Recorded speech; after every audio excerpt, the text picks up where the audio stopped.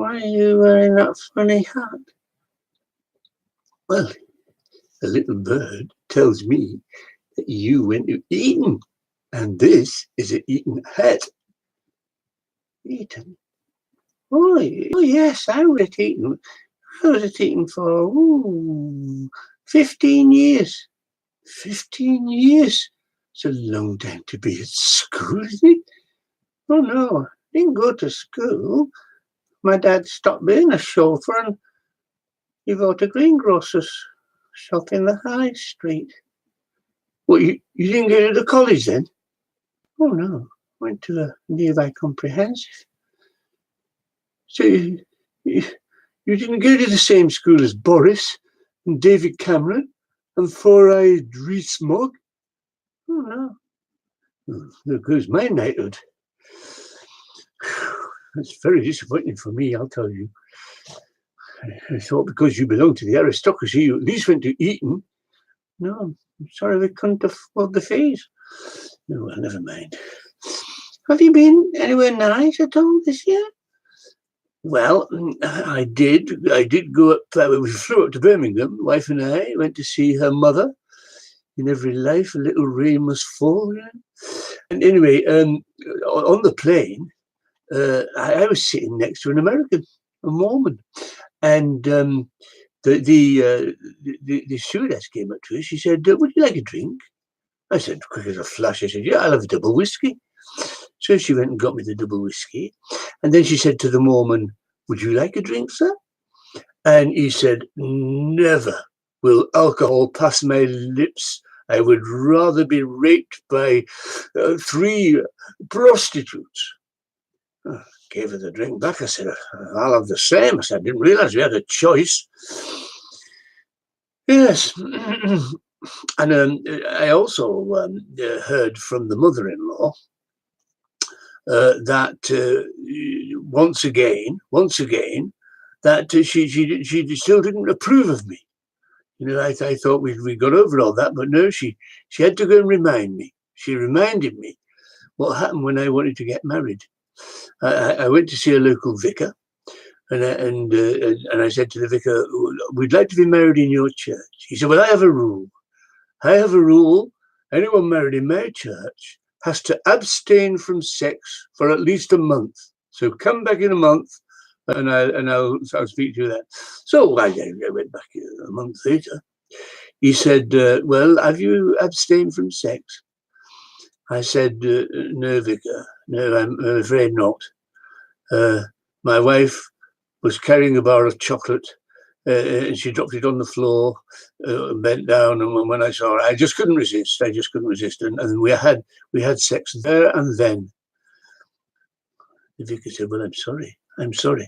I'll have to ban you from my church." I said, "Well, we've already been banned from the supermarket." Anyway, there we go. That's the way it goes. How about you? Well, I keep singing the green, green grass of home. I can't stop. Oh, that's Tom Jones syndrome. It's not unusual. I came here on the bus. Oh, did you? Really? Yeah. Yeah, I came on the bus, and this lady got on the bus carrying an infant. And the bus driver said to her, "That is the ugliest baby I've ever seen." Well, she was furious. She went to the back of the bus and sat behind me next to this man. And she said, "That bus driver has just insulted me." The man said, "Don't you stand for it. You go and tell him. I'll look after your monkey."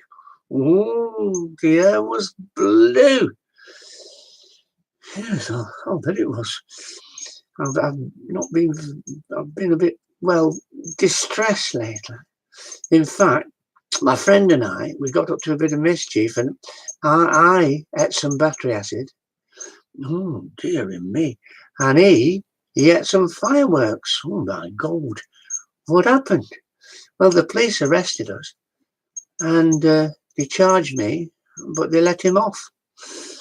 Oh, yes. Doesn't sound exactly Yes. Also, I went to the shops the other day because I like a little bit of vinegar on my chips. So I bought a bottle of vinegar. When I got it home, it was full of lumps. So I went back and I said, this vinegar's full of lumps. He said, that vinegar is a jar of pickles.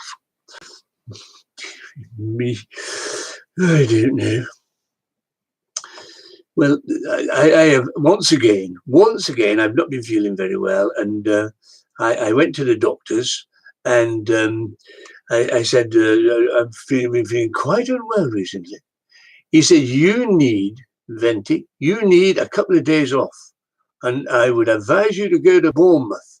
That's very good for flu. So I went to Bournemouth and I caught it. Oh dear. Sorry to hear that. And when I was in Bournemouth, there was a lot of criminal activity. There was this man going round, grabbing men's belts and pulling the trousers up sharply by the belt. I learned later it was Wedgie Cray. Oh, Wedgie Cray. I think I've heard of him. Yes. I don't mind being a dummy, I'm glad to hear that. Really nice. No, I don't mind. I don't mind being crammed into that suitcase. In fact, I can hardly contain myself. Yeah. And recently, I fell in love with 2 school bags, and now they say I'm bisexual. Bisexual. Oh, really? Yeah. Well, I heard a funny story the other day. I heard Prince Charles was being driven to the airport with his chauffeur. And he stopped the chauffeur. He said, chauffeur, I never get the opportunity to drive. Let me drive the car. So he gets in the car, chauffeur gets in the back, and off he drives. 3 miles down the road, a police car pulls him over. He goes to the window, he looks at the driver, and he's amazed. He goes back to the police car and phones the inspector. He says, Inspector, I've just stopped a really important person. He said, well, how important is it? Is he a celebrity? No, more important than that. He said, well, is he a senior politician? No, even more important than that. He said, well, just how important is he? He said, well, I don't know, but he's being chauffeured by Prince Charles. Anyway, it's been a sad time for me. I've been reflecting on my past. I once went out with a Dutch girl. Oh, really? A Dutch girl? Yes. She was very fond of inflatable footwear, yeah. And so I found her one day, but unfortunately, she popped her clogs. Oh, dear me. It gets worse, doesn't it? Yes. Anyway, my wife and I, we're still having problems. She said to me the other day, she said, I always like the simple things in life. She said, but I really never intended to marry one. I thought that was a bit harsh.